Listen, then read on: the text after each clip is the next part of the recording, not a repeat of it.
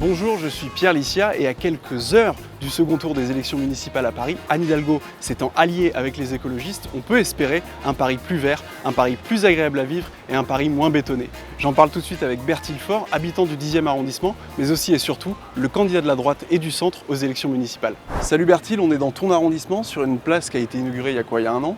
Il y a un an, en juin 2019, c'est la place Yann Karski, dans le nord du 10e arrondissement. On peut dire que c'est ce que la ville de Paris fait de pire, à la fois en matière d'aménagement et d'embellissement. C'est-à-dire ? C'est-à-dire qu'initialement, c'était un projet qui avait été décidé sur la base du budget participatif. Les objectifs étaient assez louables, donner un peu plus de place pour les piétons, apaiser la circulation, végétaliser, créer un espace convivial.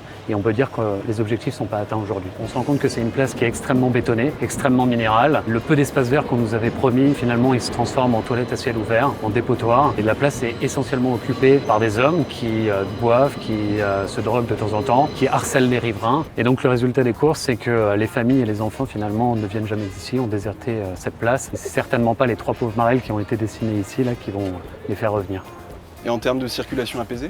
C'est simple, dès que la place a été inaugurée, la rue Leblanc s'est transformée en autoroute urbaine et donc la mairie a été obligée d'installer un gros bloc de béton pour couper la circulation, ce qui n'empêche d'ailleurs pas du tout les véhicules d'emprunter la piste cyclable, donc c'est devenu un véritable enfer pour les riverains. Au moins vous avez une belle fresque en hommage à la famille Traoré ? Ouais, on a une belle fresque politique sur une école publique qui a été inaugurée il y a à peine une semaine et comme tu peux le constater, c'est déjà en train de partir en lambeaux. En réalité, des places Yann Karski, il y en a plein dans Paris.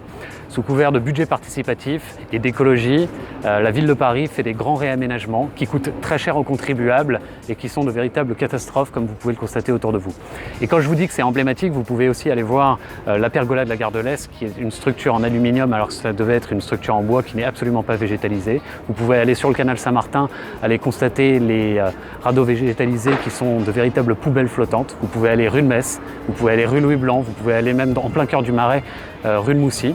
Je pense qu'il est aujourd'hui grand temps de lever le voile sur l'imposture écologique et idéologique de la maire de Paris.